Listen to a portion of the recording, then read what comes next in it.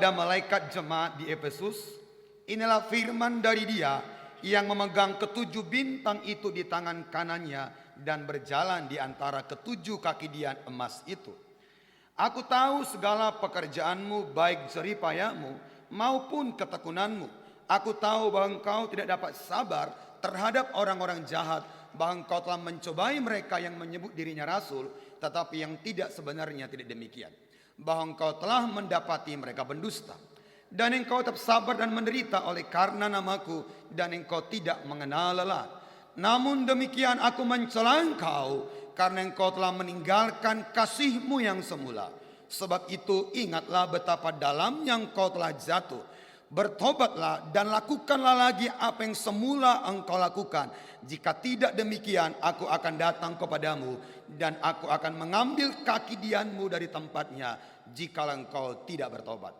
Tetapi ini yang ada padamu, yaitu engkau membenci segala perbuatan pengikut-pengikut Nikolaus, yang juga aku benci. Siapa bertelinga hendaklah ia mendengarkan apa yang dikatakan Roh kepada jemaat-jemaat. Barang siapa menang, dia akan kuberi makan dari pohon kehidupan yang ada di taman Firdaus Allah. Demikianlah pembacaan firman Tuhan. Sebelum saya menyampaikan khotbah pada hari ini, perkenalkan, nama saya Pendeta Jenderal Joshua Selitonga. Saya tinggalnya di Cakung, Jakarta Timur, Bapak Ibu. Dan memang kami tinggal di dua tempat, karena kebetulan istri saya mengajar di SMP Negeri 1 Cilengsi, sehingga kadang-kadang saya harus juga ke Cilengsi tinggal Citra Indah Jonggol. Dan punya anak dua, yang pertama baru kelas 2 SMP dan yang kedua baru kelas 2 SD. Dan sebagai seorang pendeta, saya juga mengajar di Sekolah Tinggi Teologi IKAT, di mana saya mendapatkan ilmu teologi kurang lebih sekitar 4 tahun sampai mengambil doktor teologi. Itulah sedikit perkenalan singkat untuk kita pada hari ini. Adapun tema yang diberikan adalah sungguh sangat luar biasa. Kiranya jemaat Tuhan mampu mendengarkan khotbah ini, karena temanya sungguh sangat tajam, yaitu bertobatlah serta tetap mengasihi Tuhan. Bapak Ibu saudara-saudara, jemaat di Efesus adalah jemaat yang memang pernah ada. Kalau Bapak Ibu baca di kitab Wahyu, ada 7 jemaat. Ada jemaat Smyrna dan Pergamus, Philadelphia dan yang lain. Jemaat Efesus ini adalah juga jemaat yang sama yang pernah Paulus memberikan surat kepada mereka yang terdapat dalam surat Efesus. Itu adalah jemaat yang sama. Kalau kita lihat secara utuh, perikop ini sebenarnya secara doktrin, secara ajaran, jemaat Efesus adalah jemaat sepertinya sudah dewasa dalam Kristen. Mengapa saya katakan sudah dewasa secara Kristen? Ayat 2 dikatakan, aku tahu segala pekerjaanmu, aku tahu jeripayamu, dan aku tahu ketekunanmu. Mereka sungguh tekun, mereka bekerja dengan baik. Ini tidak menunjuk kepada pekerjaan dunia, tetapi memang mereka bekerja untuk Tuhan. Bahkan mereka berjeripaya untuk pekerjaan Tuhan. Bahkan yang paling sangat luar biasa, seperti orang Kristen zaman sekarang ini, dikatakan di sini Bapak Ibu saudara-saudara, engkau tak dapat sabar terhadap orang-orang jahat, bahwa engkau telah mencobai mereka yang menyebut dirinya rasul. Zaman sekarang kan banyak juga orang-orang Kristen, ketika pendeta bicara tegas langsung menghujat.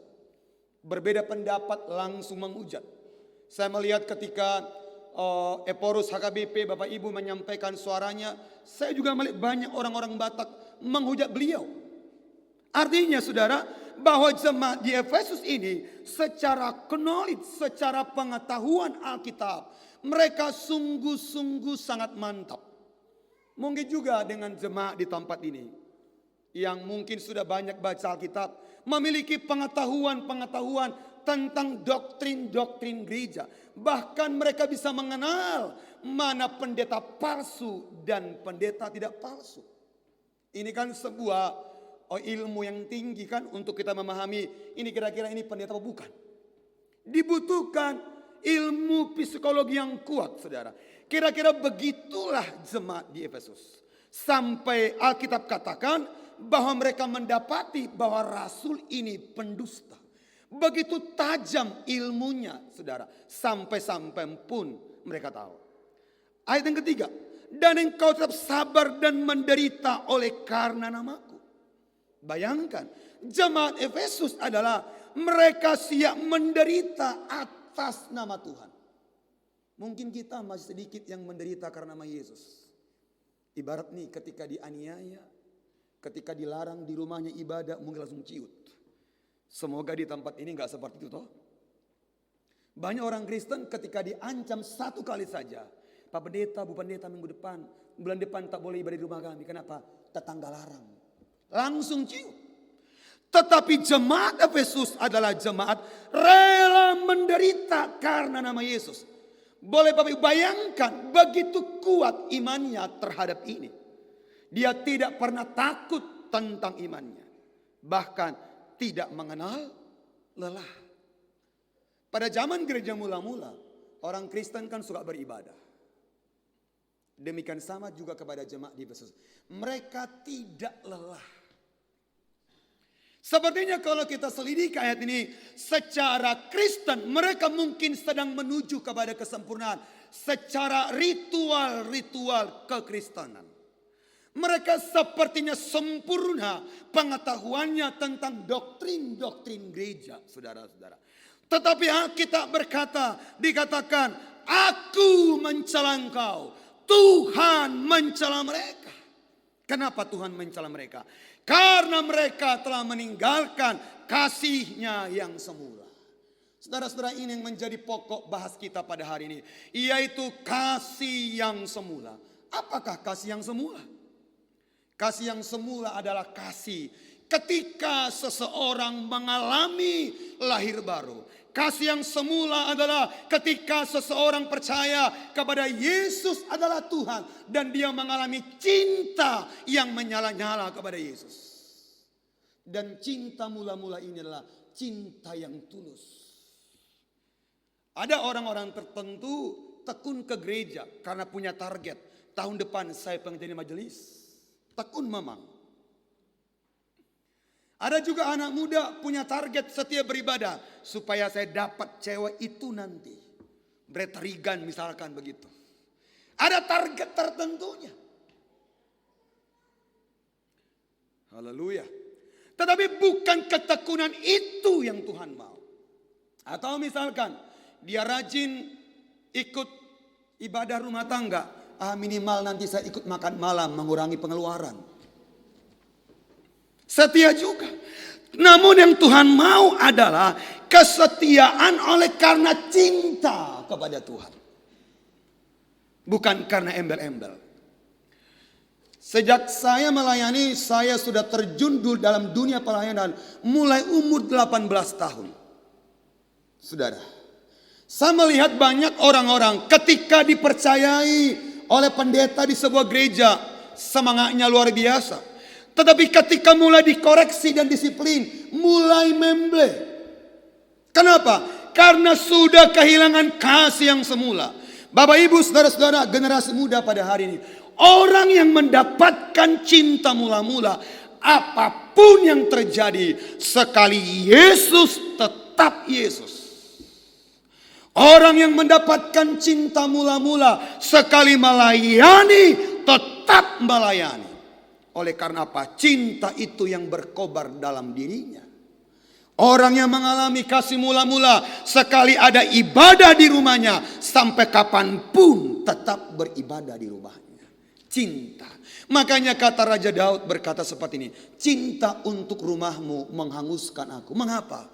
Zaman perjanjian lama, di bait Tuhan itu ada tabut perjanjian. Dan kemana tabut perjanjian dibawa, disitulah ada hadirat Tuhan. Ini mengacu kepada saudara-saudara.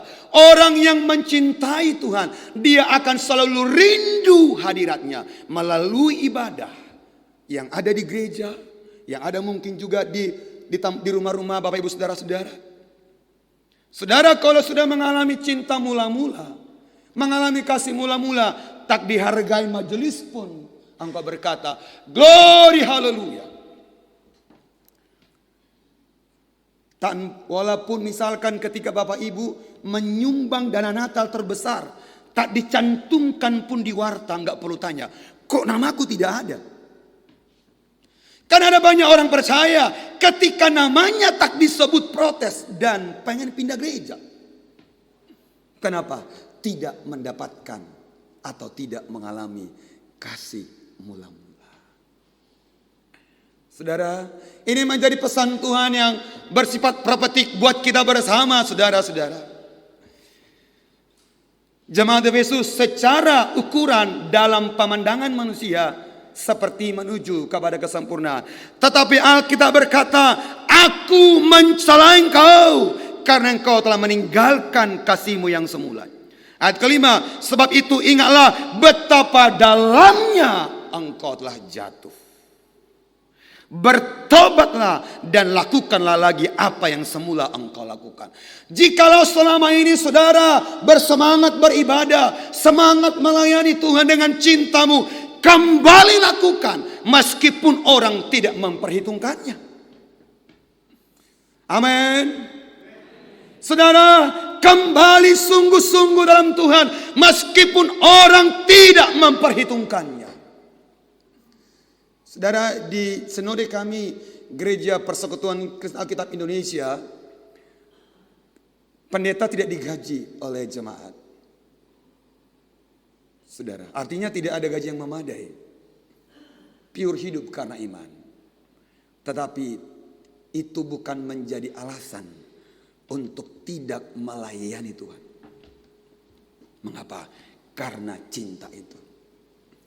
Saya hari ini kenapa tegar menjadi seorang hamba Tuhan, Bapak Ibu saudara-saudara.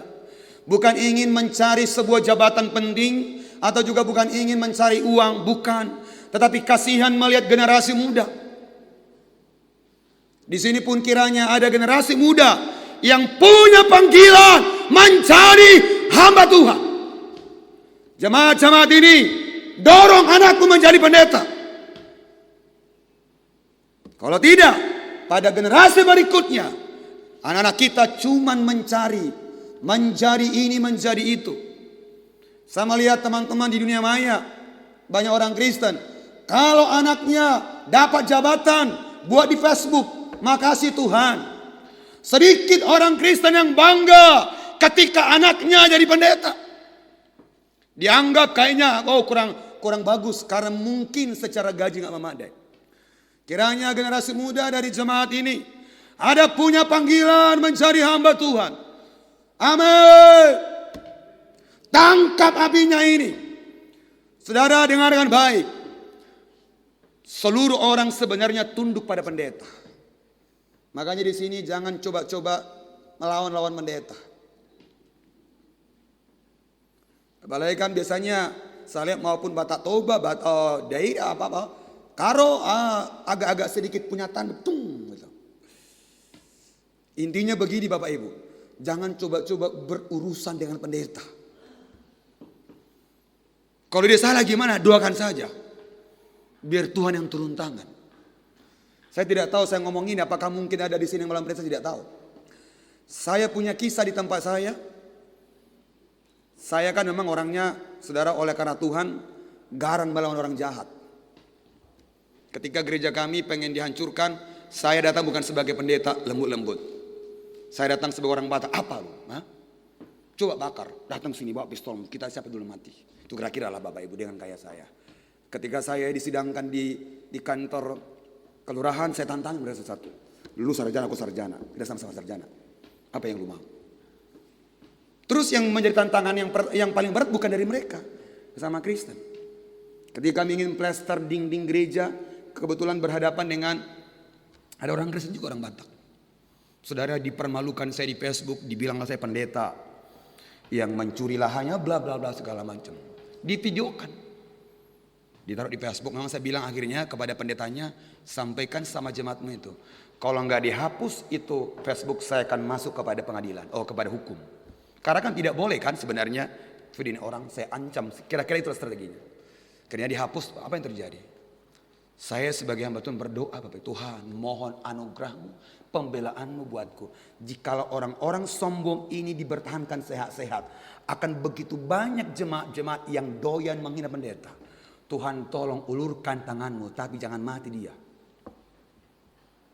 Apa yang terjadi? Saudara, ketika saya berdoa di hari Senin, saya mengerang ke Tuhan. Sedang ketika dia pimpin pujian, pergantian pendeta, ambruk. Stroke sekarang. Gak bisa ngapa-ngapain. Kasih pampers. Saya katakan kepada orang-orang, sampaikan kepada orang-orang kampung sawah.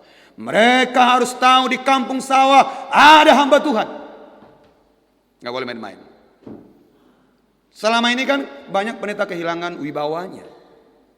Kiranya juga sedikit tidak untuk menyinggung, tapi saya singgung juga lah. Siapa tahu kalian seperti Batak Toba kalau bernatal nari-nari di mimbar pakai lagu-lagu daerah. Please. Batak Toba kadang-kadang sawer-sawer, wibawa gereja hilang. Yang paling sangat luar biasa, nggak tahu dari mana itu, mereka lawak pria-pria pakai daster. Please, no. Tobat. Mumpung saya datang sekali ini ke sini, nggak tahu apakah mungkin tahun depan kalau saya tidak apa-apa, tetapi saya sampaikan supaya gereja punya wibawa. Makanya para majelis ketika ada acara minta dulu seluruh acaranya, jangan sampai tiba-tiba ada yang neko-neko. Lihatin semuanya betul tidak memuliakan Tuhan. Kalau tidak nanti anak-anak muda akan ikut-ikutan. Akhirnya hancur sudah gereja. Gereja tidak lagi punya wibawa.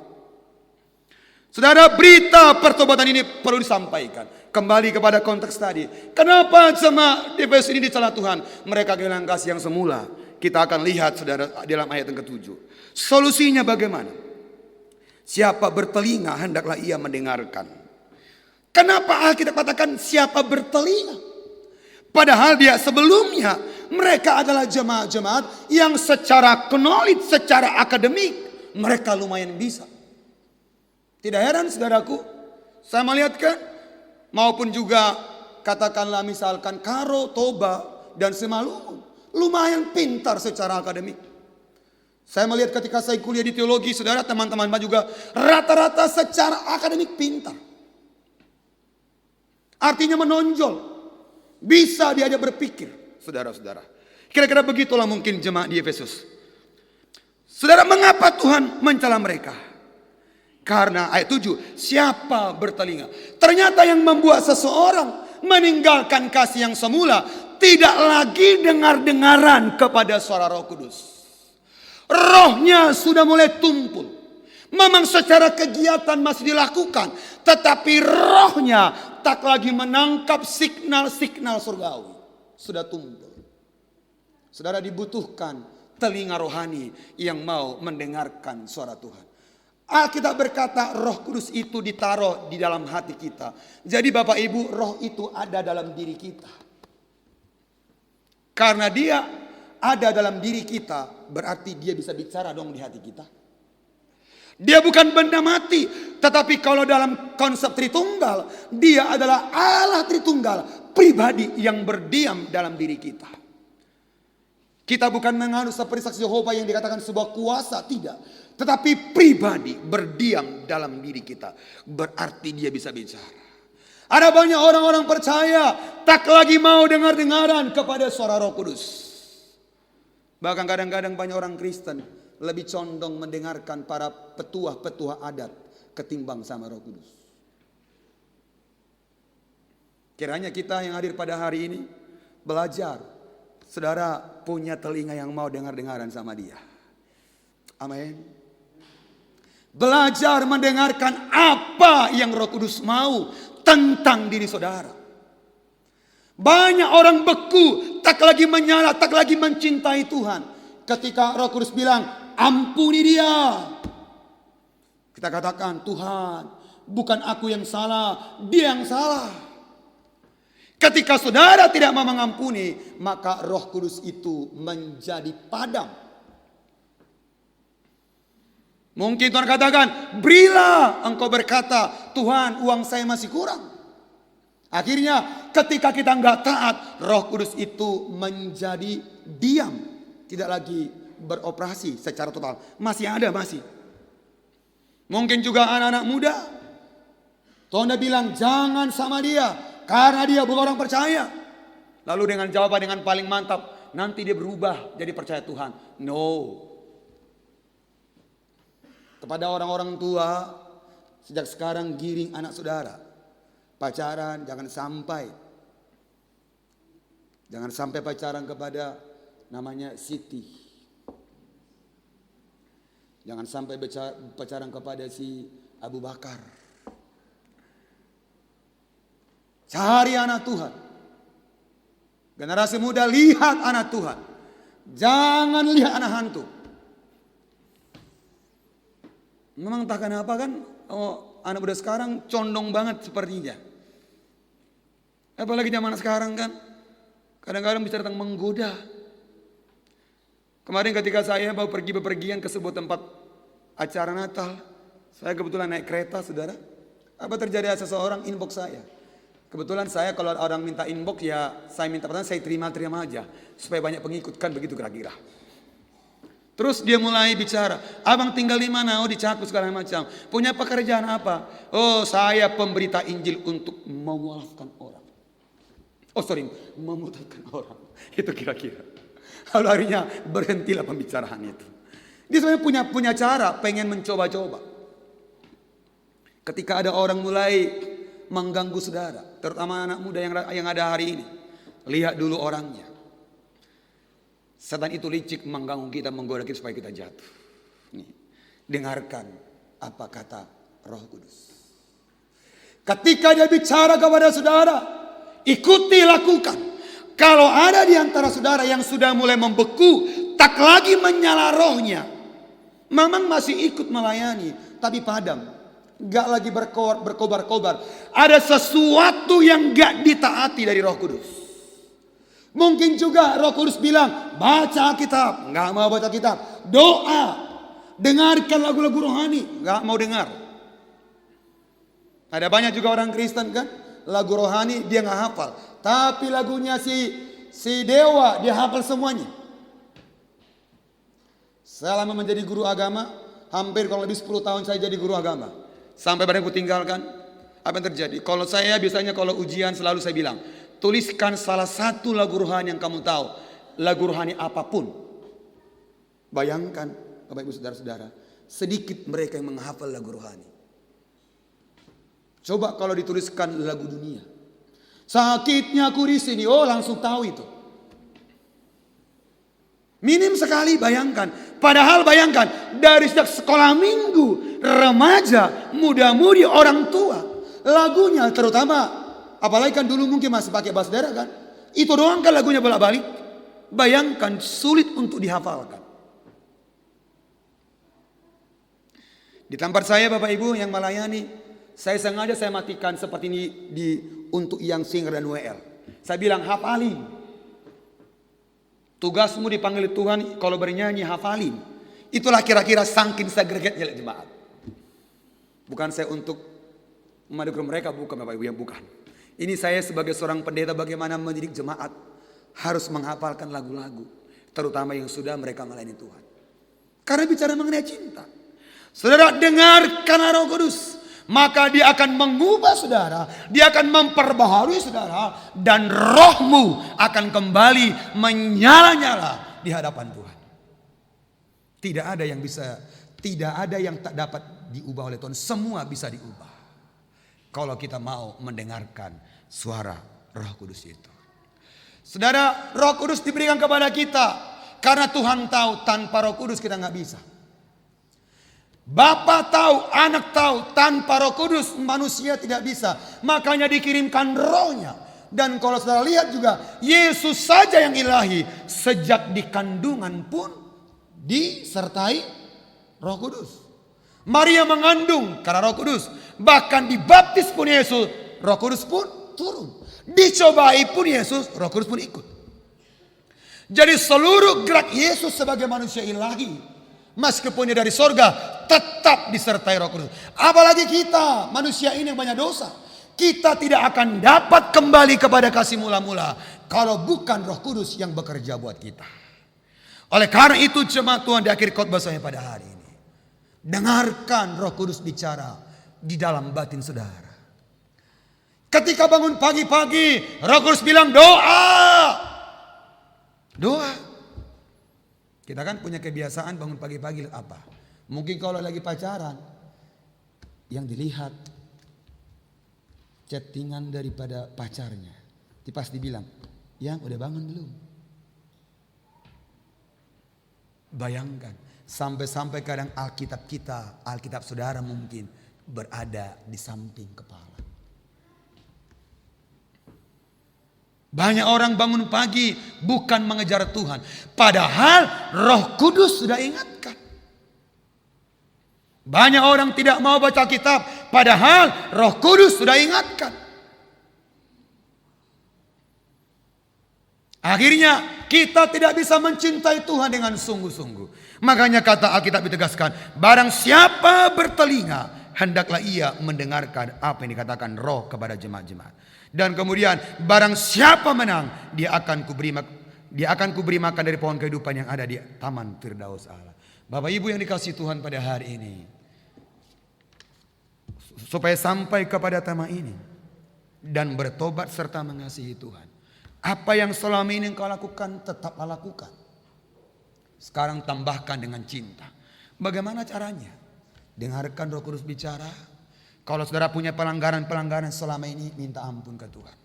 Akui segala kekurangan pelanggaranmu kepada Tuhan. Dan mulailah kembali berjalan. Lakukanlah apa yang pernah Bapak Ibu lakukan. Dalam konteks melayani Tuhan, lakukanlah dengan cinta. Dalam rangka nanti merayakan Natal, lakukan dengan cinta.